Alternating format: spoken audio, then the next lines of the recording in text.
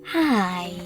In front of me is Infinix Note 30 Pro, and today I would like to show you how you can add emergency contacts on this device. You need to begin by going into Devices Settings and scrolling all the way down to Access Safety and Emergency.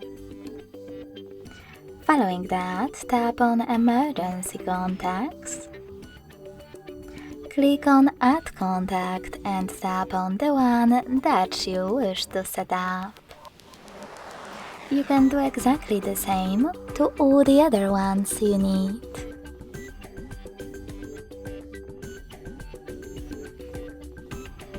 In order to delete one of them, click on this X next to the one that you wish to get rid of and choose Remove in the pop-up. As you can see, after that, my emergency contacts were successfully saved. Thanks so much for watching. If you enjoyed this video, don't forget to leave a like, comment, and subscribe. Bye!